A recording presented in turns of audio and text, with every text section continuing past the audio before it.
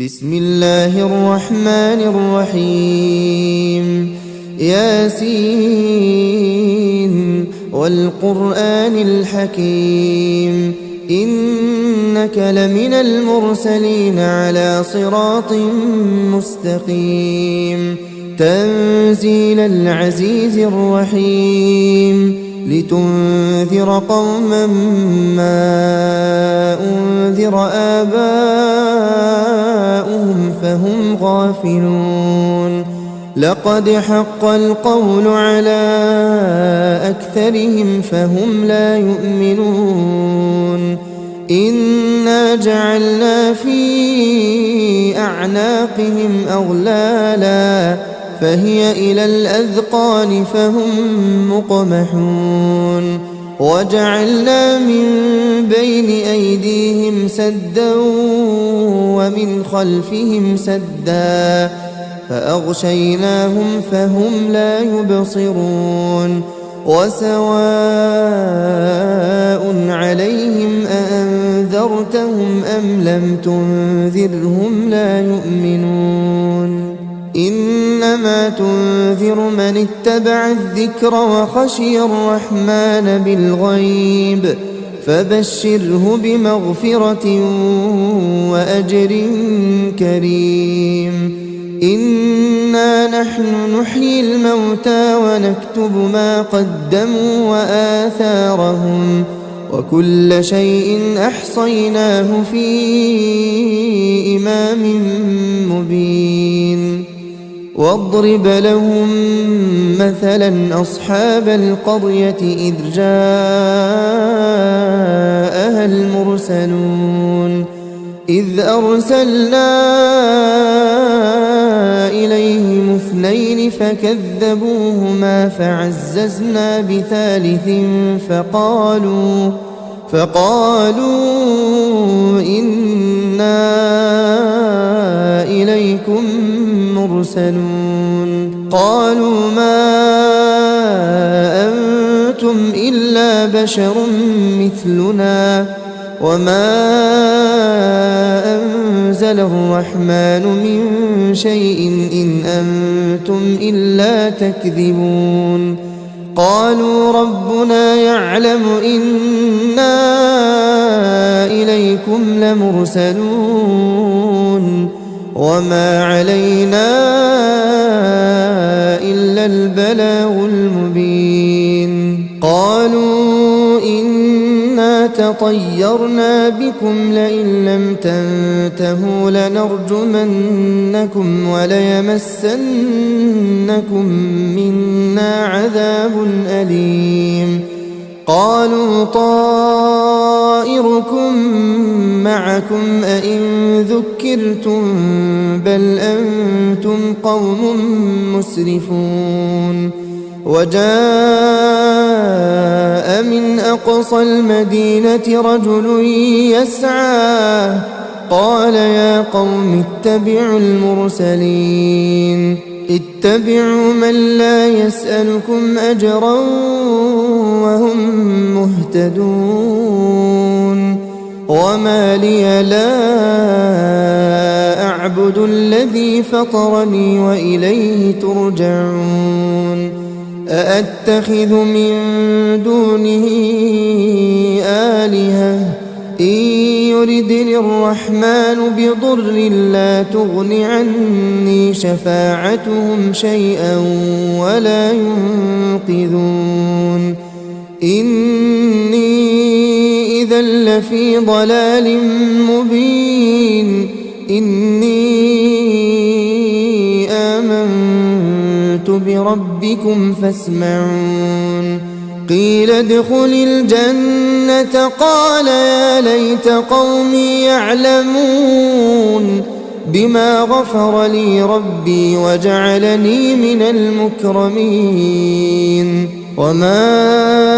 أنزلنا على قومه من بعده من جند من السماء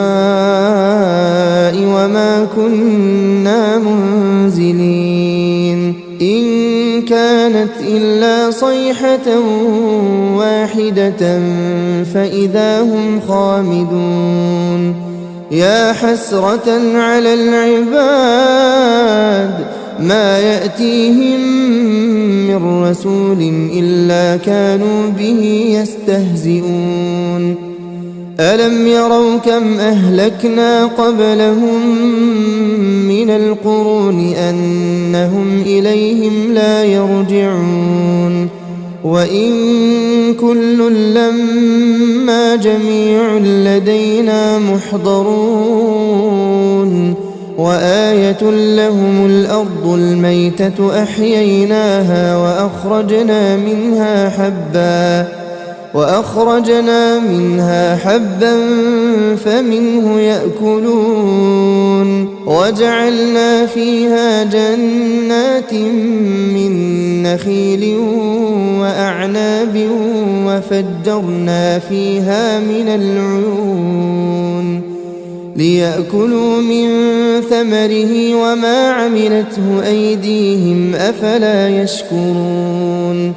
سبحان الذي خلق الأزواج كلها مما تنبت الأرض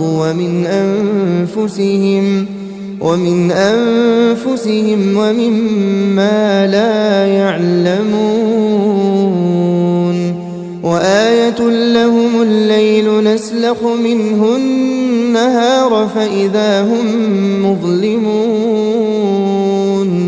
والشمس تجري لمستقر لها ذلك تقدير العزيز العليم والقمر قدرناه منازل حتى عاد كالعرجون القديم لا الشمس ينبغي لها أن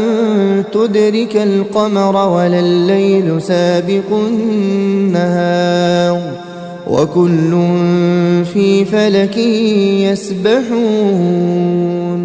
وآية لهم أنا حملنا ذريتهم في الفلك المشحون وخلقنا لهم من مثله ما يركبون وإن نشأ نغرقهم فلا صريخ لهم ولا هم ينقذون إلا رحمة منا ومتاعا إلى حين وإذا قيل لهم اتقوا ما بين أيديكم وما خلفكم لعلكم ترحمون وما تأتيهم من آية من آيات ربهم إلا كانوا عنها معرضين وإذا قيل لهم أنفقوا مما رزقكم الله قال الذين كفروا للذين آمنوا أنطعم من لو يشاء الله أطعمه إن أنتم إلا في ضلال مبين ويقولون متى هذا الوعد إن كنتم صادقين ما ينظرون إلا صيحة واحدة تأخذهم وهم يخصمون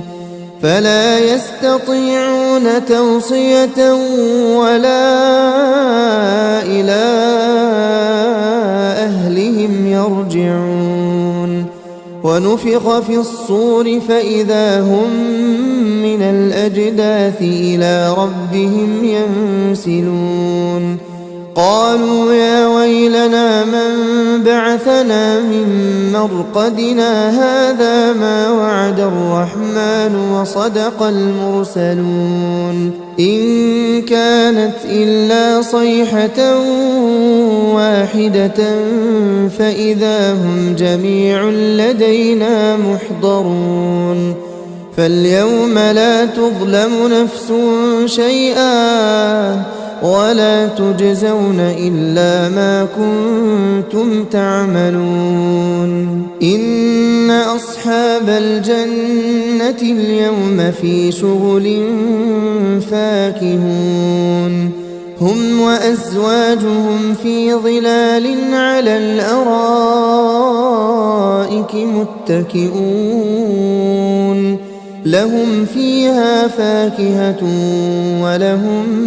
ما يدعون سلام قولا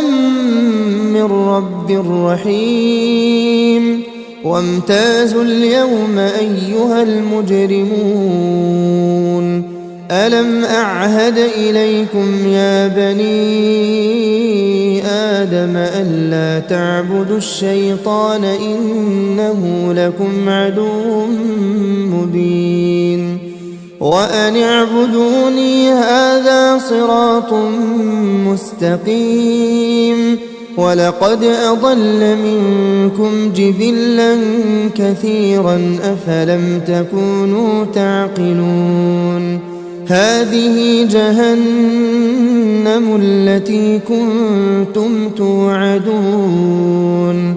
اصلوها اليوم بما كنتم تكفرون اليوم نختم على أفواههم وتكلمنا أيديهم وتشهد أرجلهم بما كانوا يكسبون ولو نشاء لطمسنا على أعينهم فاستبقوا الصراط فأنى يبصرون ولو نشاء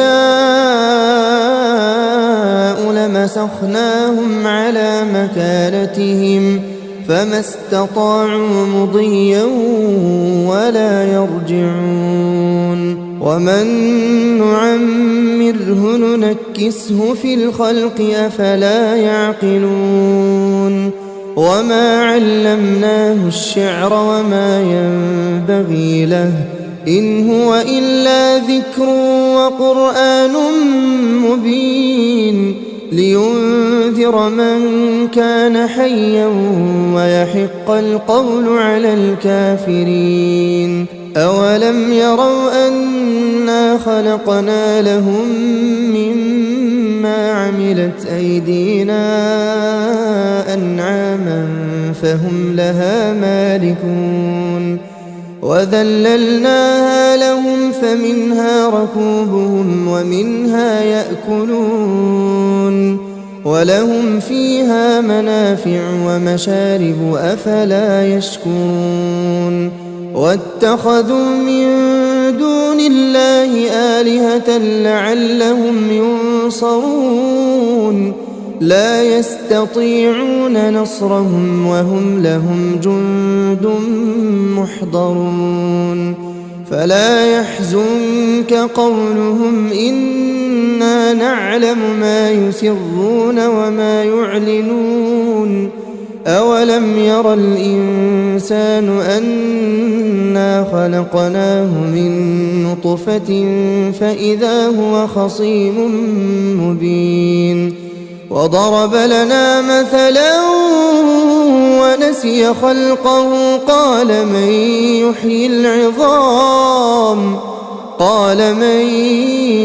يحيي العظام وهي رميم قل يحييها الذي أنشأها أول مرة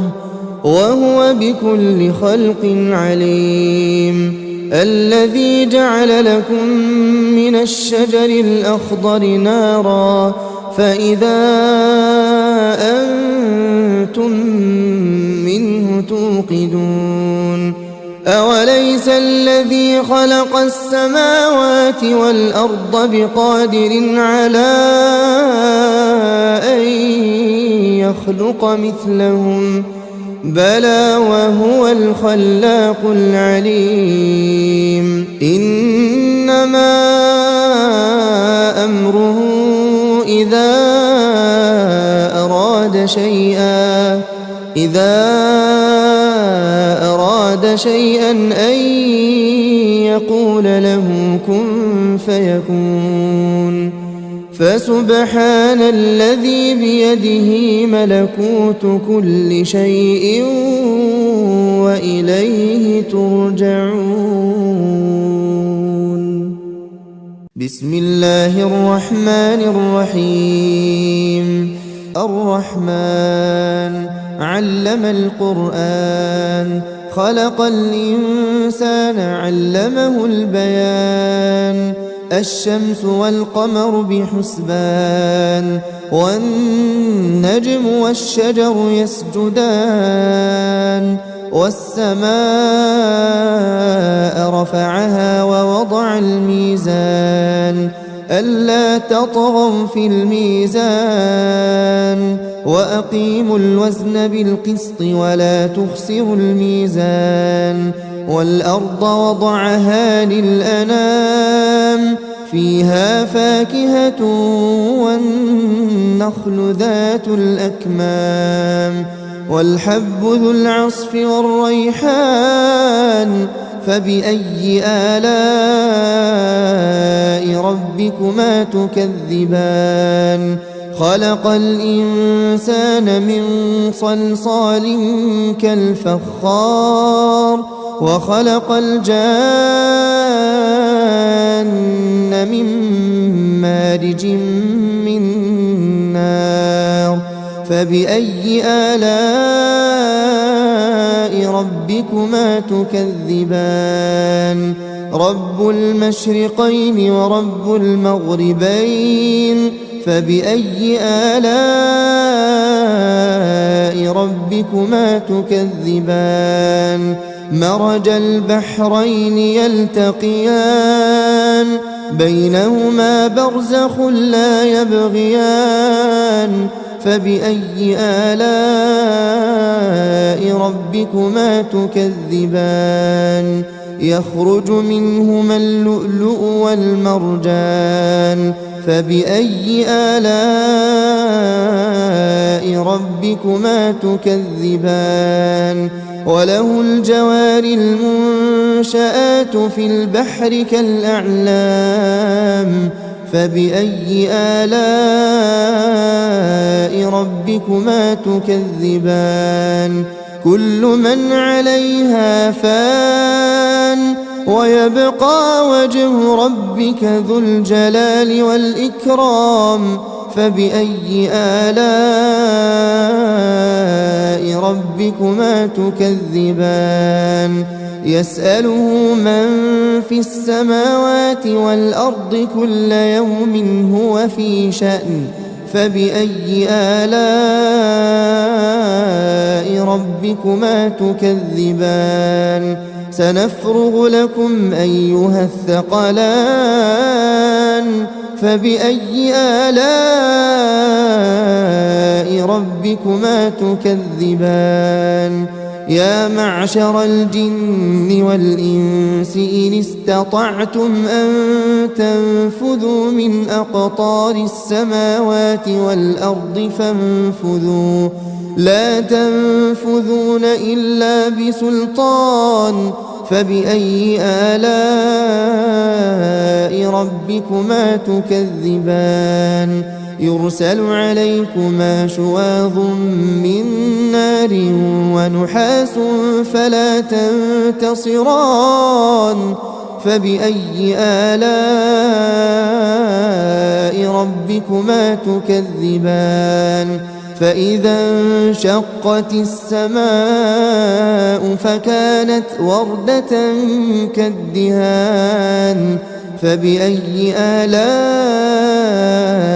ربكما تكذبان فيومئذ لا يسأل عن ذنبه إنس ولا جان فبأي آلاء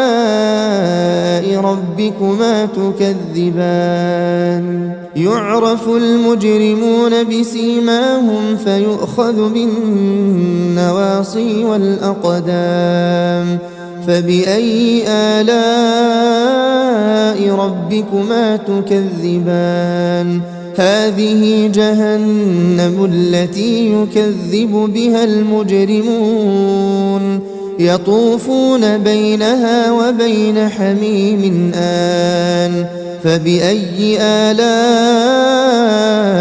ربكما تكذبان ولمن خاف مقام ربه جنتان فبأي آلاء ربكما تكذبان ذواتا أفنان فبأي آلاء ربكما تكذبان فيهما عينان تجريان فبأي آلاء ربكما تكذبان فيهما من كل فاكهة زوجان فبأي آلاء ربكما تكذبان متكئين على فرش بطائنها من استبرق وجنى الجنتين دان فبأي آلاء ربكما تكذبان فيهن قاصرات الطرف لم يطمثهن إنس قبلهم ولا جان فبأي آلاء ربكما تكذبان كأنهن الياقوت والمرجان فبأي آلاء ربكما تكذبان هل جزاء الإحسان إلا الإحسان فبأي آلاء ربكما تكذبان ومن دونهما جنتان فبأي آلاء ربكما تكذبان مدهامتان فبأي آلاء ربكما تكذبان فيهما عينان نضاختان فبأي آلاء ربكما تكذبان فيهما فاكهة ونخل ورمان فبأي آلاء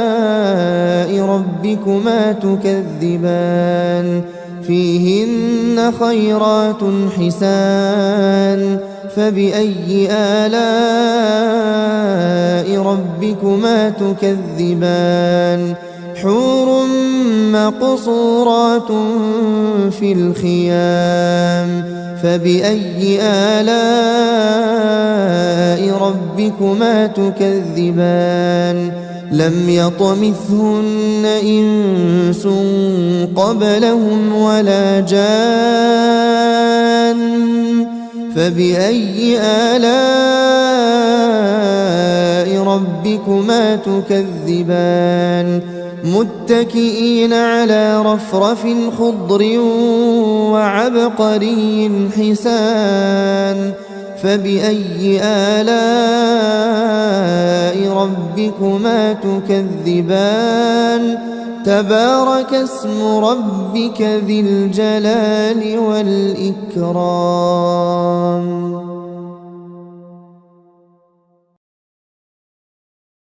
بسم الله الرحمن الرحيم. إذا وقعت الواقعة ليس لوقعتها كاذبة خافضة رافعة إذا رجت الأرض رجا وبست الجبال بسا فكانت هباء منبثا وكنتم أزواجا ثلاثة فأصحاب الميمنة ما أصحاب الميمنة وأصحاب المشأمة ما أصحاب المشأمة والسابقون السابقون أولئك المقربون في جنات النعيم ثلة من الأولين وقليل من الآخرين على سرر موضونة متكئين عليها متقابلين يطوف عليهم ولدان مخلدون بأكواب وأباريق وكأس من معين لا يصدعون عنها ولا ينزفون وفاكهة مما يتخيرون ولحم طير مما يشتهون وحور عين كأمثال اللؤلؤ المكنون جزاء بما كانوا يعملون لا يسمعون فيها لغوا ولا تأثيما إلا قيلا سلاما سلاما وأصحاب اليمين ما أصحاب اليمين في سدر مخضود وطلح منضود وظل ممدود وماء مسكوب وفاكهة كثيرة لا مقطوعة ولا ممنوعة وفرش مرفوعة إنا أنشأناهن إنشاء فجعلناهن أبكارا عربا أترابا لأصحاب اليمين ثلة من الأولين وثلة من الآخرين وأصحاب الشمال ما أصحاب الشمال في سموم وحميم وظل من يحموم لا بارد ولا كريم إنهم كانوا قبل ذلك مترفين وكانوا يصرون على الحنث العظيم وكانوا يقولون أئذا متنا وكنا ترابا وعظاما أئنا لمبعوثون أوآباؤنا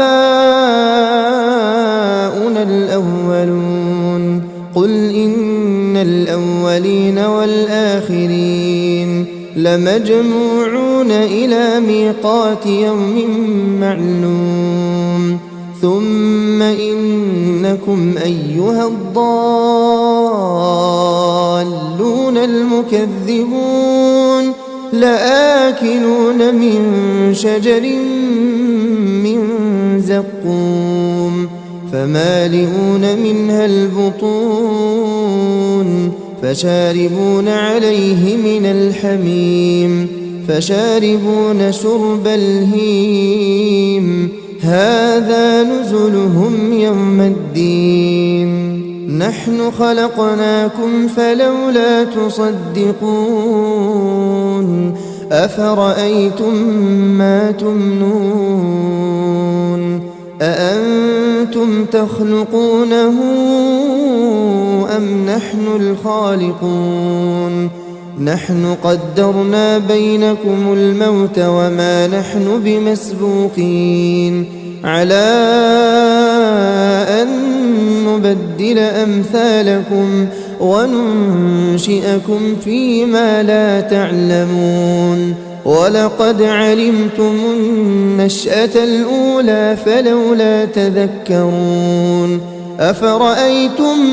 ما تحرثون أأنتم تزرعونه أم نحن الزارعون لو نشاء لجعلناه حطاما فظلتم تفكهون إنا لمغرمون بل نحن محرومون أفرأيتم الماء الذي تشربون أأنتم أنزلتموه من المزن أم نحن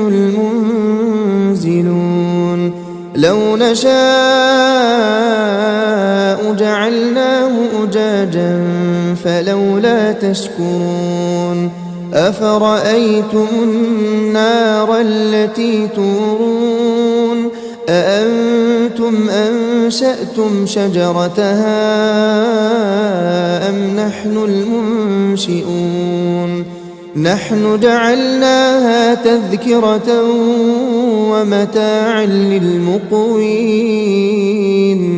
فسبح باسم ربك العظيم فلا أقسم بمواقع النجوم وإنه لقسم لو تعلمون عظيم إنه لقرآن كريم في كتاب مكنون لا يمسه إلا المطهرون تنزيل من رب العالمين أفبهذا الحديث أنتم مدهنون وتجعلون رزقكم أنكم تكذبون فلولا إذا بلغت الحلقوم وأنتم حينئذ تنظرون ونحن أقرب إليه منكم ولكن لا تبصرون فلولا إن كنتم غير مدينين ترجعونها إن كنتم صادقين فأما إن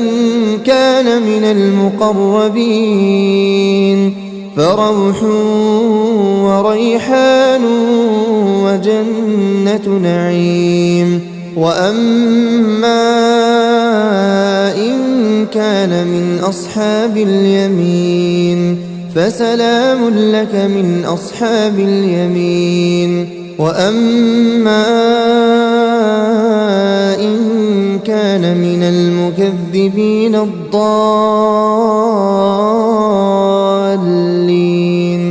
فنزل من حميم وتصلية جحيم إن هذا لهو حق اليقين فسبح باسم ربك العظيم بسم الله الرحمن الرحيم تبارك الذي بيده الملك وهو على كل شيء قدير الذي خلق الموت والحياة ليبلوكم أيكم أحسن عملا وهو العزيز الغفور الذي خلق 7 سماوات طباقا ما ترى في خلق الرحمن من تفاوت فارجع البصر هل ترى من فطور ثم ارجع البصر كرتين ينقلب إليك البصر خاسئا وهو حسير ولقد زينا السماء الدنيا بمصابيح وجعلناها رجوما للشياطين وأعتدنا لهم عذاب السعير وللذين كفروا بربهم عذاب جهنم وبئس المصير إذا ألقوا فيها سمعوا لها شهيقا وهي تفور تكاد تميز من الغيظ كلما ألقي فيها فوج سألهم سألهم خزنتها ألم يأتكم نذير قالوا بلى قد جاءنا نذير فكذبنا وقلنا ما نزل الله من شيء إن أنتم إلا في ضلال كبير وقالوا لو كنا نسمع أو نعقل ما كنا في أصحاب السعير فاعترفوا بذنبهم فسحقا لأصحاب السعير إن الذين يخشون ربهم بالغيب لهم مغفرة وأجر كبير وأسروا قولكم أو اجهروا به إنه عليم بذات الصدور ألا يعلم من خلق وهو اللطيف الخبير هو الذي جعل لكم الأرض ذلولا فامشوا في مناكبها وكلوا من رزقه وإليه النشور أأمنتم من في السماء أن يخسف بكم الأرض فإذا هي تمور أم أمنتم من في السماء أن يرسل عليكم حاصبا فستعلمون كيف نذير ولقد كذب الذين من قبلهم فكيف كان نكير أولم يروا إلى الطير فوقهم صافات ويقبضن ما يمسكهن إلا الرحمن إنه بكل شيء بصير أمن هذا الذي هو جند لكم ينصركم من دون الرحمن إن الكافرون إلا في غرور أمن هذا الذي يرزقكم إن أمسك رزقه بل لجوا في عتو ونفور أفمن يمشي مكبا على وجهه أهدى أمن يمشي